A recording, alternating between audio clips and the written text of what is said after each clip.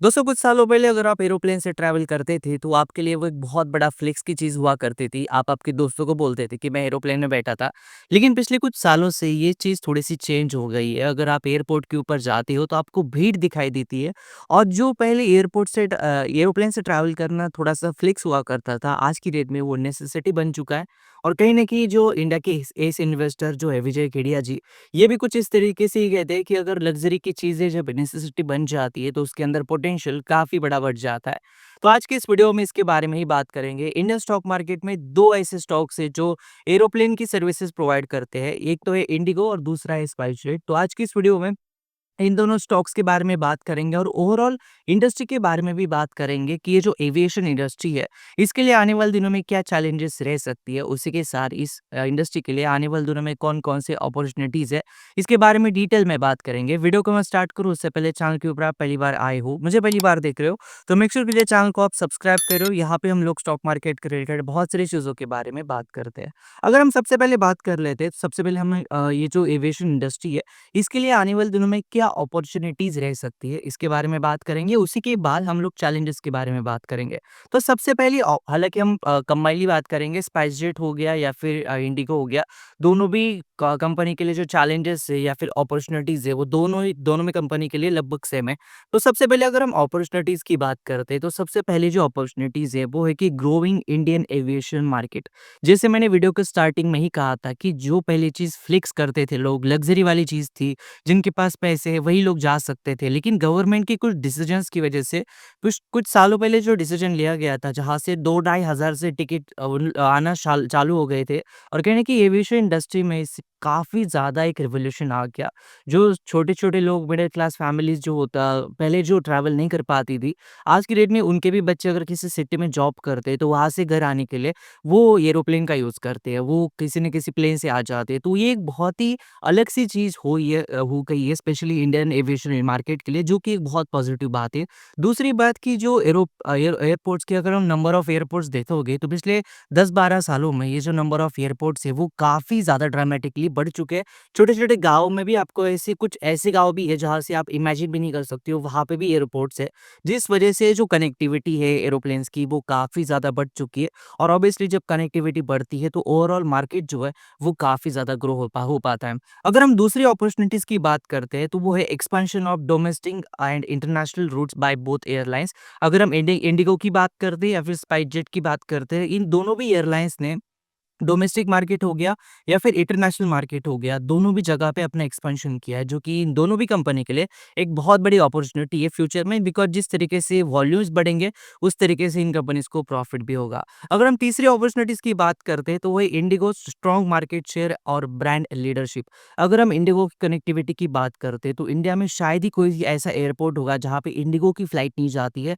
Indigo ने अपने market को, अपनी जो कनेक्टिविटी है, इसको पिछले कुछ सालों से काफ़ी अच्छा किया और हम ऐसा भी बोल सकते हैं कि ओवरऑल इंडिया में इकलौती ऐसी कंपनी है जो कहीं न कहीं थोड़ी-सी प्रॉफिटेबल भी है और कहीं न कहीं उसी के साथ इसकी कनेक्टिविटी भी ज़्यादा है और उसके एरोप्लेन्स भी ज़्यादा है।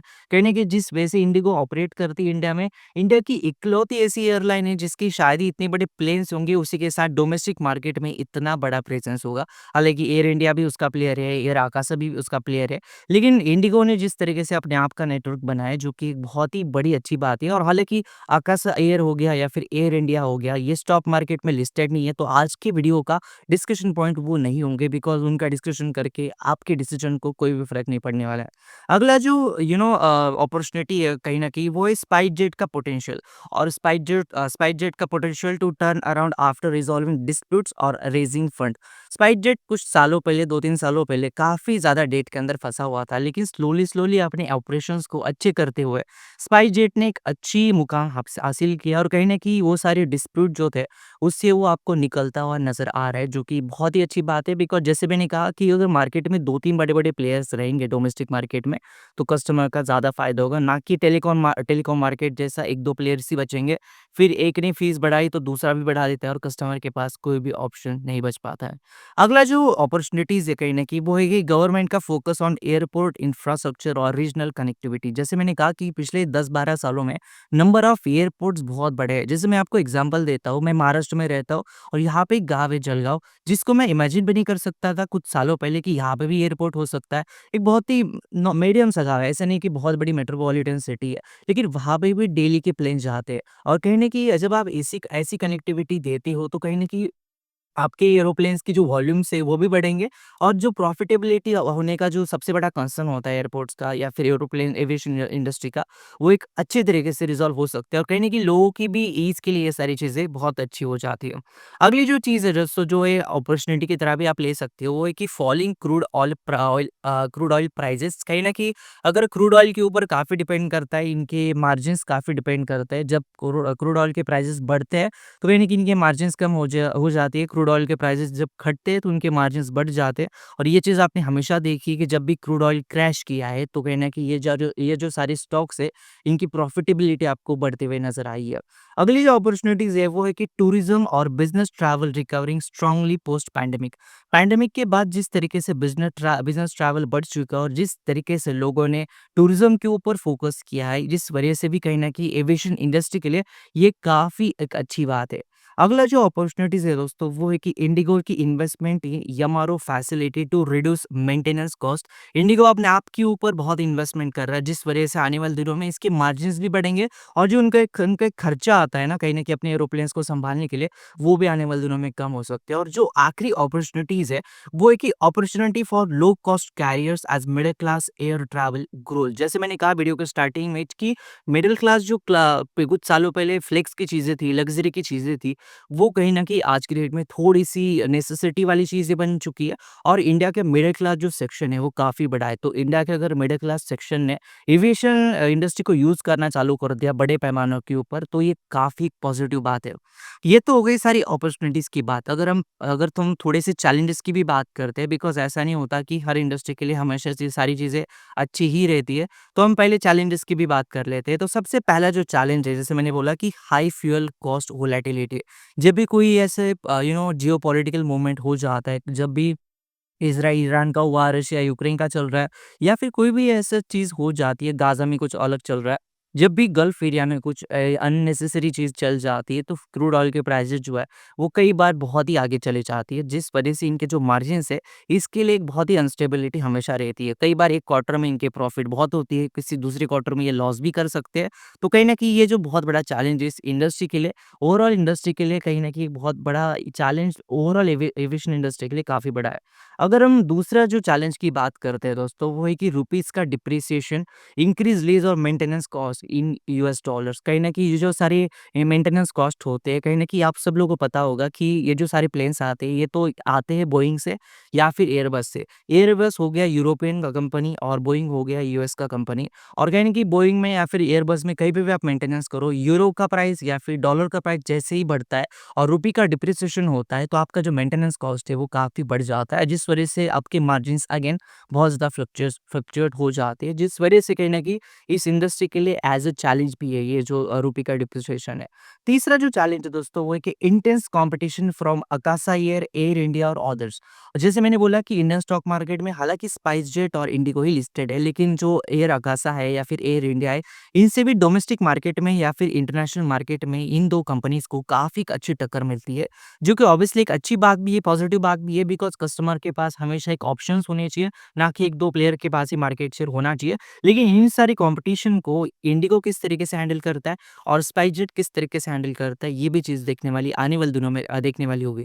अगला जो चैलेंज है दोस्तों, वो है कि डेट बर्डन और liquidity issues specially for SpiceJet का जैसे मैंने बोला था कि कुछ सालों पहले बहुत ही बड़ा इश्यू चल रहा था अबाउट देयर डेट और कहीं न कहीं कंपनी बैंकरप्ट होने की कगार पर आ चुकी थी। लेकिन फॉर्च्यूनेटली कंपनी ने थोड़ा-सा रिकवर किया है और जिस वजह से कहीं न कहीं ये आने वाले दिनों में हालाँकि इनके लिए चैलेंज भी है स्पाइसजेट के लिए कि अपनी डेट को किस तरीके से और कम कर सकते हैं और अपनी जो लिक्विडिटी है, इसको किस तरीके से वो बढ़ा सकते हैं। अगला जो चैलेंज दोस्तों, वो है कि रेगुलेटरी के जो हर्डल्स होती है और हाई एयरपोर्ट के जो चार्जेस है, ये भी कहीं न कहीं इन सारी कंपनीज़ को चैलेंज की तरह होते हैं, बिकॉज़ कहीं न कहीं इनके मार्जिन्स बहुत सारे सारी छोटी-छोटी चीज़ों के ऊपर बने रहते हैं। अगर कहीं से भी कुछ कॉस्ट बढ़ जाए, मेंटेनेंस कॉस्ट बढ़ जाए या फिर फ्यूल कॉस्ट बढ़ जाए या फिर कुछ भी ऐसी अनफॉर्च्यूनेटली कोई अगर चीज़ हो जाए, तो इनके जो कॉस्ट है वो काफ़ी ज़्यादा बढ़ जाते हैं और कहीं न कहीं इनकी प्रॉफ़िट जो है वो ड्रामेटिकली फिर कम हो जाते हैं। अगला जो चैलेंज है दोस्तों वो है कि supply chain delays in aircraft deliveries. कहीं न कहीं आप सब लोगों को पता होगा कि इंडिगो की काफ़ी बड़ी ऑर्डर पेंडिंग है, एयर इंडिया की भी काफ़ी बड़ी ऑर्डर पेंडिंग है फॉर द एयरबस हो गया, बोइंग का हो गया। तो कहीं न कहीं इनकी जो डिलीवरीज़ मिलती है इसमें भी काफ़ी बड़ा एक दिक्कत की सवाल होता है, बिकॉज़ अगर इनको टाइम के ऊपर उनका एयरक्राफ्ट नहीं मिल पाता है तो उनके ऑपरेशंस टाइम पे नहीं चालू हो जाते। और कहीं न कहीं ये जो सारा खेल होता है एयरपोर्ट इंडस्ट्री का, कहीं न कहीं एविएशन इंडस्ट्री का, ये सारा कुछ टाइमिंग के ऊपर ही होता है। अगर आप सही टाइम पे सही चीज़ आपके पास नहीं होगी, तो आपको उसका भुगतान करना पड़ेगा और कहीं न कहीं इस वजह से भी ये इस जो इंडस्ट्री है, काफ़ी ज़्यादा अनस्टेबल रहती है। अगला जो चैलेंज है दोस्तों वो है कि economic slow down could reduce passenger demand. अगर इकोनॉमी में कोई अगर स्लो डाउन आ जाता है, कोई अगर ऐसे बहुत ही बड़ी चिंता वाली बात आ जाती है जहाँ पे लोग के जॉब्स वगैरह जा रहे हैं, तो कहीं न कहीं इस वजह से भी अगर पैसेंजर की जो डिमांड है, वो हो सकता है कुछ कम होते हुए आपको नज़र आएगी। हालाँकि इसमें कोई ऐसे इमीडिएट इफ़ेक्ट नहीं होता, लेकिन इसका भी इफ़ेक्ट जो है एविएशन इंडस्ट्री के ऊपर काफ़ी बड़ा हो सकता है। अगला जो चैलेंज है दोस्तों, वो है कि इंडिगो की हाई वैल्यूएशन लिमिट अपसाइड और स्पाइसजेट की वीक फंडामेंटल्स। अगर आप इंडिगो की बात करोगे तो इसका जो वैल्यूएशन है दोस्तों, वो काफ़ी ज़्यादा बढ़ चुकी है। कंपनी एक लार्ज कैप कंपनी बन चुकी है। कंपनी आने वाले दिनों में कितनी ग्रो कर पाएगी? हालाँकि एज़ ए इन्वेस्टर पर्सपेक्टिव ये आने वाले दिनों में कितनी प्राइस को टच कर पाएगी? कितने बड़े एक्स्पोनेंशियल लेवल के ऊपर क्रॉस हो होगी ये कंपनी? ये कहीं न कहीं ये देखने वाली बात होगी। और स्पाइसजेट की अगर हम बात करें दोस्तों, तो इसके लिए चैलेंज जो है वो इसके फंडामेंटल्स के अंदर ही है। इसको इसका डेट कम करना पड़ेगा, अपनी लिक्विडिटी बढ़ानी पड़ेगी, अपने जो कॉर्पोरेट गवर्नेंस है उसको अच्छा करना पड़ेगा और ये जो दोनों कंपनीज़ के लिए ये बहुत बड़े चैलेंजेस है। और जो लास्ट का चैलेंज है दोस्तों वो है कि dependence on single fleet type. जैसे मैंने बोला कि एक तो इंडिगो की अगर हम बात करते हैं तो इंडिगो की सारी जो प्लेन्स है वो एयरबस के है। अगर हम स्पाइसजेट की बात करते हैं तो स्पाइसजेट के सारे प्लेन्स बोइंग के हैं। तो एक ही फ्लीट के ऊपर इनका काफ़ी ज़्यादा डिपेंडेंसी होती है। जैसे हमने पिछले 2-4 महीनों में देखा था कि जैसे ही अहमदाबाद प्लेन क्रैश हुआ था, तो बोइंग के सारे प्लेन्स के अंदर काफ़ी बड़ी चैलेंजेस आ गए थे। लोगों ने बहुत सारे चैलेंजेस को फ्लैग किया था। तो ऐसे टाइम पे अगर आप एक ही फ्लीट के ऊपर डिपेंड करती हो और अनफॉर्चुनेटली उस फ्लीट का मैन्युफैक्चरिंग डिफेक्ट कोई हो जाता है या फिर कोई ऐसा चैलेंज आ जाता है जहाँ पे पूरे प्लेन्स में ही वो चैलेंज कॉमन है, तो आपकी जो पूरी कंपनी है, वो भी कहीं न कहीं डूब सकती है। तो ये भी एक चैलेंज है जो इन कंपनीज़ को थोड़ा डाइवर्सिफ़ाई करने की ज़रूरत है। इंडिगो को थोड़ा बोइंग की तरफ जाने की ज़रूरत है और स्पाइसजेट को थोड़ा थोड़ा एयरबस की तरफ आने की ज़रूरत है। अगर आप मिक्स रखोगे आपके एरोप्लेन्स, आपको ज़्यादा दिक्कत नहीं आएगी। तो ये सब समरी हो गया, आने वाले दिनों में देखने वाली बात हो गई किस तरीके से ये जो सारी कंपनीज़ है वो ग्रो कर पाती है। लेकिन as a perspective from the investor आपको इन सारी अपॉर्च्युनिटीज़ को और इन सारे चैलेंजेस को थोड़ा-सा ध्यान में रखने की ज़रूरत है। उसी के साथ आप किस तरीके से अपनी इन्वेस्टमेंट जर्नी को स्टार्ट करेंगे इन सारी कंपनीज़ के साथ, वो भी डिसीज़न आपका खुद का होना चाहिए। तो ये था आज का वीडियो को कमेंट करो, उससे पहले चैनल को सब्सक्राइब कर देना, वीडियो को लाइक कर देना। धन्यवाद दोस्तों, ये वीडियो देखने के लिए। धन्यवाद।